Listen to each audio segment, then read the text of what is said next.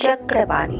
हे dear, अगर ये कहानी आपको अच्छी लगे तो प्लीज़ वीडियो को लाइक और सब्सक्राइब जरूर करिएगा। ये घटना 90 की दशक की है। माधवी पंजाब के एक छोटे से कस्बे की रहने वाली थी। माधवी हाई स्कूल में थी। उसके घर से उसका स्कूल लगभग 5 किलोमीटर दूरी पर था।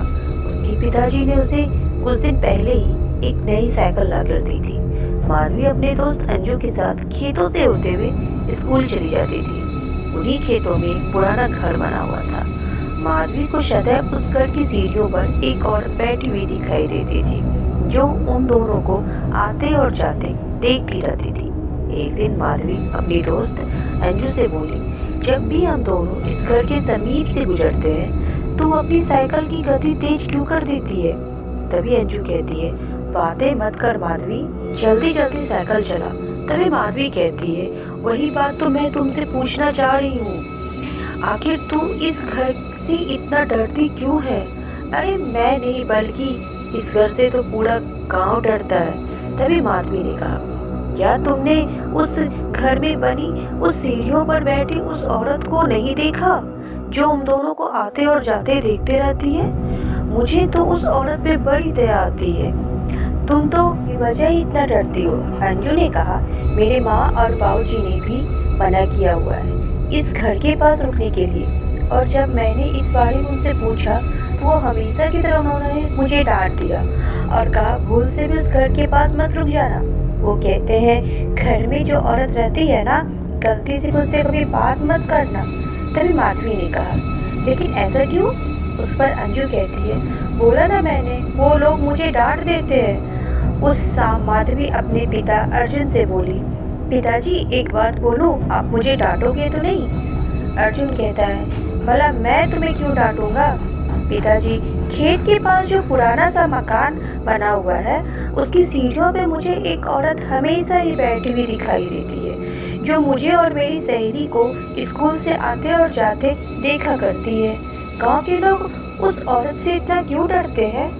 तभी माधवी की बात सुनकर अर्जुन के चेहरे पर डर की साए लहराने लगी। मेरी बात ध्यान से सुनो माधवी, चाहे कुछ भी हो जाए, गलती से भी उस घर के पास मत रुकना और ना ही कभी उस औरत से बात करना। माधवी ने कहा, ऐसा क्यों पिताजी? मैंने तो कभी कभी उसकी आंखों में आंसू भी देखा है, मुझे तो उस पर बड़ी दया आती है। तभी अर्जुन कहता है, उसके आंसुओं पर मत जाना, वो खंडर चक्रमणि वंशज जोगा है। तुम्हारे लिए बस इतना ही जानना काफी है। अगर स्कूल जाने का कोई और दूसरा रास्ता होता तो मैं कभी भी तुम्हें उस रास्ते से जाने नहीं देता। चक्रपाणी वंशज?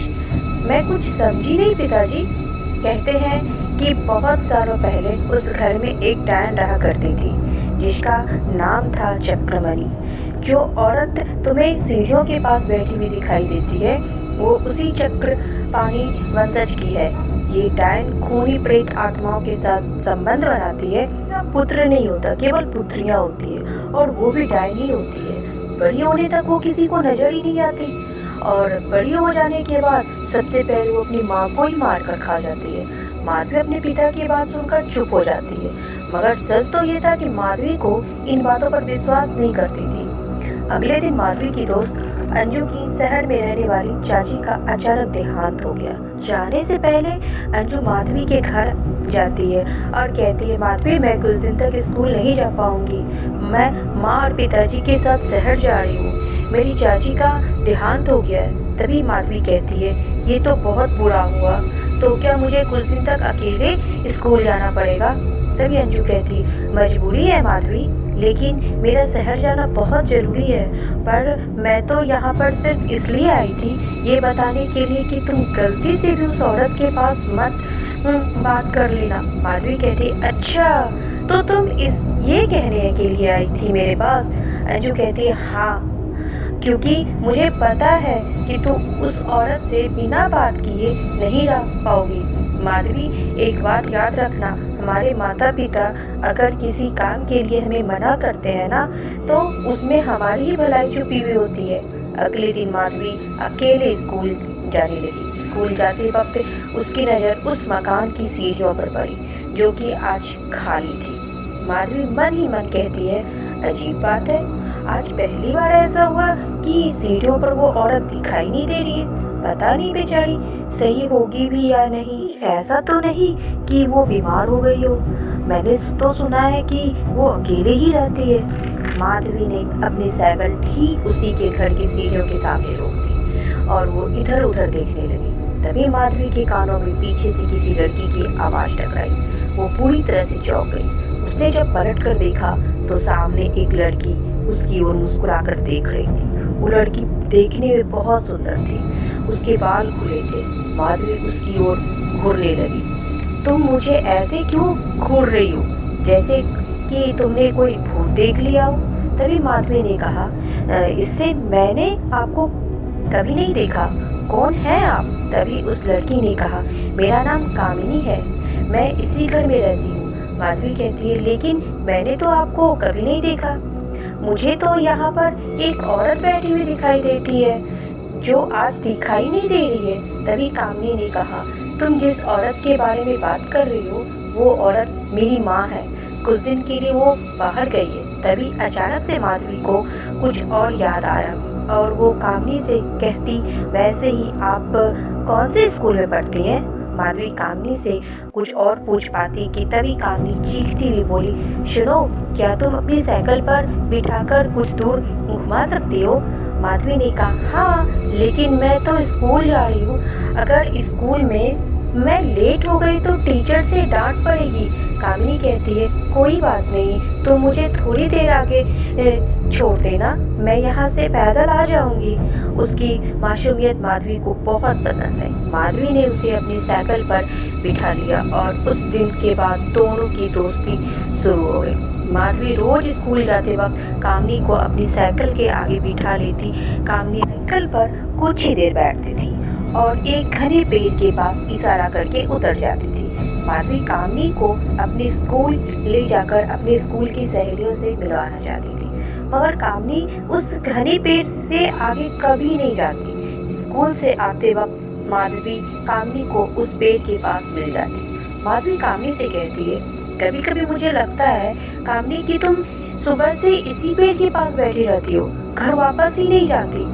तुम इसी घने पेड़ के पास मिलती हो जहाँ मैं तुम्हें रोज सुबह छोड़ती हूँ। एक दिन की बात है, स्कूल से वापस लौटते वक्त माधवी कामिनी को लेकर उसके घर के नज़दीक पहुंची थी कि तभी जोर से बारिश होने लगी। बारिश से बचने के लिए कामिनी उसे अपने घर के अंदर ले गई। घर में सुख सुविधा की हर चीज़ें मौजूद थी, मगर उस घर में कामिनी और माधवी के अलावा और कोई भी नहीं था। माधवी घर में बसे उस सन्नाटे को महसूस कर रही थी। तभी माधवी कामिनी से कहती है, कामिनी, तुम्हारी माँ यहाँ नहीं है, क्या तुम्हें यहाँ अकेले डर नहीं लगता? क्या रात में कोई चोर घुस आया तो? कामिनी कहती है, नहीं, मुझे सन्नाटे से ज़्यादा आबादी से डर लगता है, और ऐसे भी इस वीराने में भला चोर को आकर मिलेगा ही क्या? एग्जाम शुरू होने से पहले अंजू शहर से घर लौट आई। अंजू के आने पर माधवी बहुत खुश थी। स्कूल जाते समय माधवी ने अंजू को कामिनी के बारे में सब कुछ बता दिया। माधवी ने साइकिल उसके घर के सामने रोक दिया। अंजू ने माधवी से कहा, क्या हुआ माधवी, तुम तो बोल रही थी कि उस औरत की बेटी तुम्हें यहीं पर मिलती है, लेकिन यहाँ तो मुझे कोई नज़र नहीं आ रहा और इस मकान पर भी ताला लटका हुआ है। माधवी चुपचाप खामोश मुंह लटकाए अंजू के साथ स्कूल चली गई। स्कूल से लौटते समय अचानक माधवी की नज़र उसी घने पेड़ पर पड़ी। कामिनी उसी घने पेड़ के नीचे खड़ी थी, माधवी को घूर रही थी। माधवी अंजू से कहती है, यही मेरी दोस्त कामिनी है। कामिनी अंजू को देखकर बिल्कुल भी खुश नहीं हुई। उसके चेहरे पर एक अजीब सा क्रोध झलकता हुआ दिखाई पड़ा और इस बात को अंजू अच्छी तरह महसूस कर रही थी। कामिनी ने अजीब अंदाज में माधवी की ओर देखकर कहा, क्या तुम मुझे घर तक नहीं छोड़ोगी? माधवी ने कामिनी को अपनी साइकिल पर बिठा लिया।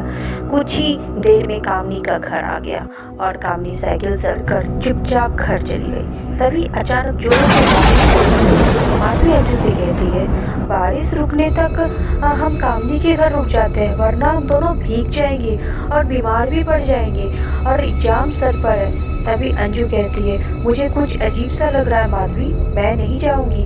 कामिनी के घर का दरवाज़ा खुला था। माधवी और अंजू घर के अंदर घुस गई। मगर जैसे ही अंजू ने घर के अंदर प्रवेश किया तो सामने का दृश्य देखकर भय से उसकी आंखें फटी की फटी रह गई। वो अंदर से उजाड़ और वीरान मकान था, जहाँ पर बड़े बड़े मकड़ियों के जाले लटक रहे थे और पूरे घर में अजीब सी बदबू फैली हुई थी। घर में अंधेरे का साम्राज्य था। अंजू माधवी से कहती है, तू तो बोल रही थी कि अंदर से बहुत अच्छा बना हुआ है। माधवी कहती है, मेरी भी कुछ समझ नहीं आ रहा है अंजू, लेकिन मेरी बात का यकीन कर, मैं सही बोल रही थी। अंजू माधवी से कहती है, यहाँ से निकलते हैं, मुझे बाहर ही कुछ अजीब सा महसूस हो रहा था। इस जगह में कुछ तो गड़बड़ है। और तेरी दोस्त कामनी, वो कहाँ गायब हो गई माधवी? तभी माधवी कहती है, मेरी भी दहशत के मारे रोंगटे खड़े हो रहे हैं। अब तो यहाँ खड़े होना भी बहुत ही मुश्किल हो रहा है। माधवी जैसे ही भागने के लिए कदम बढ़ाई ही थी, तभी अचानक से अंजू की चीख उनके कानों में। माधवी ने जैसे ही पलट कर देखा तो सामने का दृश्य को देखकर उसके शरीर की डर से लहरें दौड़ने लगी और अंजू के दिमाग में सन्नाटे आने लगे। उसने देखा कि कामनी सामने खड़ी है, वो दोनों को घूर रही है। उसका चेहरा चांदी की तरह सफ़ेद था और उसकी आंखें कोयले जैसी काली। उसके हाथ के लंबे लंबे नाखून धरती को स्पर्श कर रही थी और बाल पीछे तक फैले हुए थे। कामनी भारी आवाज में बोली, तुम्हारी इस दोस्त की वजह से हमारी दोस्ती टूट गई। सोचा था तुम्हारे रक्त में अपना रक्त मिलाकर मैं तुझे अपने जैसा बना लूँगी, मगर चक्रपाणी डायनो की वंशज सिर्फ एक से ही मित्रता करती है। यदि उसके मित्र के कोई और मित्र हो तो दोनों की मौत निश्चित है, मतलब तुम्हारी और इस लड़की की। माधवी डर के मारे बोलती है, कौन हो तुम? कामनी कहती है, सारी दुनिया जानती है इस खंडर में चक्रपाणी के वंशज ही वास करते हैं। तभी माधवी कहती, तो क्या तुमने अपनी माँ को मारकर खा लिया? कामनी कहती है, हमारे यहाँ ऐसा ही होता है, यही नियति है। एक दिन मेरे भी संतान मुझे मारकर खा जाएगी। तभी उस खंडर की छत से कामनी की माँ की भयानक लाश नीचे गिर पड़ी। माधवी चीखते हुए जोर से बोली, पिताजी सही थे माधवी, ये एक डायन है, चक्रपाणी डायन। इसके यहाँ यही परंपरा है, ये डायने अपनी ही माँ को खा लेती है, अपनी जान बचाकर यहाँ से भागते हैं। तभी एक ही झटके में वो डायन अपनी नाखून के गर्दन पर चला दिया। अंजू एक चीख के साथ तड़पती हुई वहीं पर शांत हो गई, लेकिन माधवी फुर्ती से भागते हुए बाहर निकल गई। भागते हुए उसके कदम तब तक नहीं रुके जब तक कि उसका घर नहीं आ जाता। अगले दिन उसे पता चला कि अंजू अब इस दुनिया में नहीं रही। पुलिस को उसकी लाश उसी वीराने मकान में पड़ी हुई